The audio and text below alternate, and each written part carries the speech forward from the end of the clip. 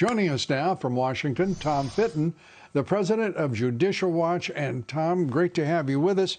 It's not often you hear of two senatorial races in the same state, two runoff senatorial elections in the same state, and this much money pouring in to that one state. Your thoughts about the external money that is from all quarters pouring into that state, not just Soros, not just Bloomberg.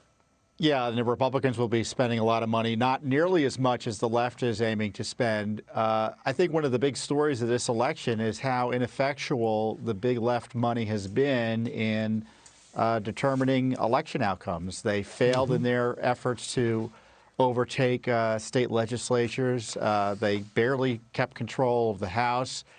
And as we're talking about now, the Senate's up for grab. This is why the great suppression is so important, where the big tech is suppressing conservatives, because they recognize they're losing when they're engaged in regular electioneering, so they have to cheat. And they're cheating by suppressing us online. They're cheating by using big media to suppress and censor stories or otherwise keep quiet about corruption on their side of the philosophical divide. But in the meantime, if they were able to compete fairly, they wouldn't need to cheat. Okay, so if they, but you know, woulda, coulda, shoulda, they're cheating. They're spending a lot of money, and the Republicans never do that. So that is awful unfair. I mean, the Republicans have become a whiny party. It's like they didn't pay attention to what the Democrats did in 2018 when they cheated, what they did to this president for over 4 years. They were carrying out a campaign of persecution against this president, baselessly, senselessly, and without hesitation, and utterly relentlessly.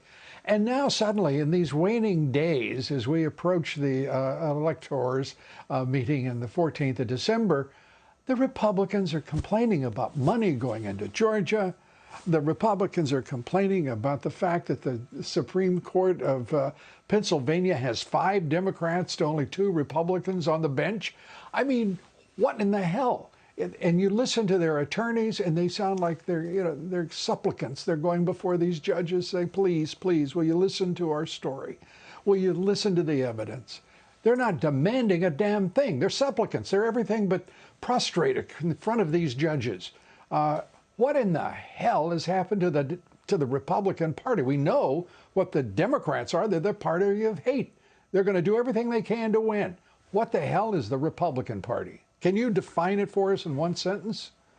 Well, to the degree it's a ongoing concern, it's because of one man largely. It's President Trump, who has motivated tens of millions of activists and voters, quite obviously. It's not because of any leadership from Congress.